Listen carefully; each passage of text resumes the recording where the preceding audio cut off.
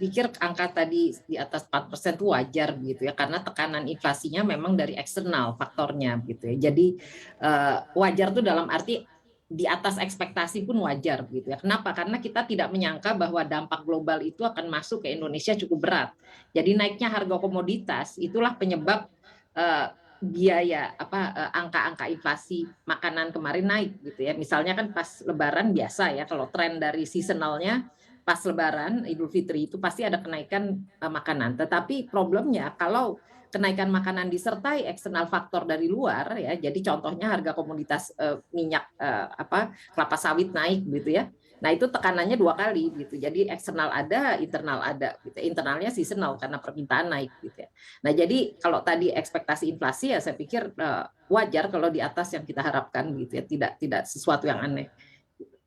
Baik, batas Nah kewajarannya yang itu seperti apa, Bu? Di range berapa di atas 4% ya? Karena kalau kita lihat di negara-negara maju seperti di Amerika sudah di atas 8% begitu. Kalau ternyata kita tiba-tiba melonjak sampai setinggi itu, seperti apa risiko yang akan dihadapi di perekonomian dalam negeri? Iya, perkiraan kita waktu itu di akhir tahun paling nggak di atas 5% atau sekitar 5% gitu. Jadi kalau naik ya ini 4, nanti kan year on year ya yang dilihat ya. Year on year-nya ini 3,47 naik jadi 4, naik sedikit 4,5, lama-lama di ujung sana bisa lebih dari 5 gitu di Desember year on year. Ya, jadi kalau kita lihat trennya tadi itu kan year on year ya benar naik pelan-pelan. Tapi kenapa dia naik kan?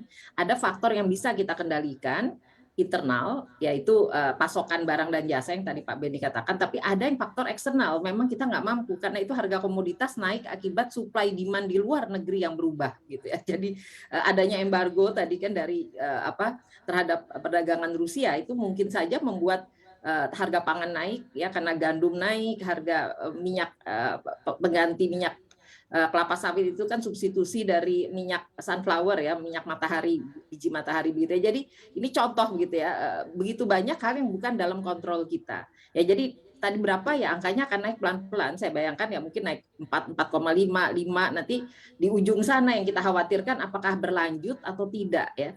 Jadi ini faktor eksternalnya adalah seandainya segera selesai itu perang mungkin stabilitas lebih cepat, tapi bukan dalam kontrol Indonesia gitu ya. Nah Indonesia cuma bisa merapikan distribusi logistik dalam negeri yang tadi Pak Beni katakan ya itu benar, biaya harus diturunkan, itu kita utamakan usahanya Pak Presiden juga sudah ada yang membuat supply dalam negerinya terjaga walaupun belum pasti suksesnya ya, karena tekanan luar negeri harga naik ya orang lebih suka ekspor misalnya minyak kelapa sawit daripada menyediakan suplai pasokan di dalam gitu ya, walaupun petani berteriak-teriak gitu ya karena dia punya pasokan tidak terserap jadi ya gitu ya. Jadi kita lihat ini kompleksitas dalam negeri dan luar negerinya membuat harga itu naik bersama-sama dua kali gitu ya, dari tekanan dalam negeri sekaligus tekanan luar negeri. Biaya-biaya apa saja, Bu, yang kalau diturunkan ini akan memberikan perubahan yang sangat signifikan?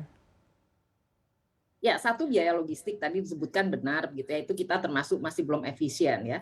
Tapi yang lain lagi itu adalah bagaimana informasi komunikasi itu rapi gitu ya. Contohnya ya, minyak itu sesuatu yang aneh. Kita kelapa sawit terbesar di dunia produsen. Kenapa harganya nggak turun-turun gitu kan?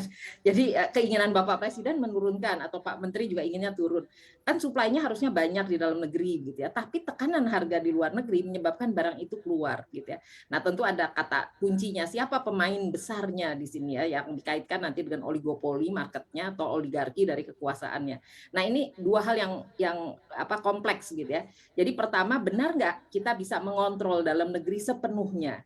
Kalau tidak ya kita ikut harga luar negeri. Kalau harga luar negeri pasti terkerek naik gitu ya. Maka ini inflasi yang diumumkan kemarin Mei itu kan tekanannya harga pangan gitu ya, yang 9 Mei yang mungkin ke depan juga masih tekanan harga pangan ditambah tekanan lainnya ya, jadi ada harga energi misalnya pelan-pelan itu akan mendorong ya kenaikan harga secara bertahap gitu.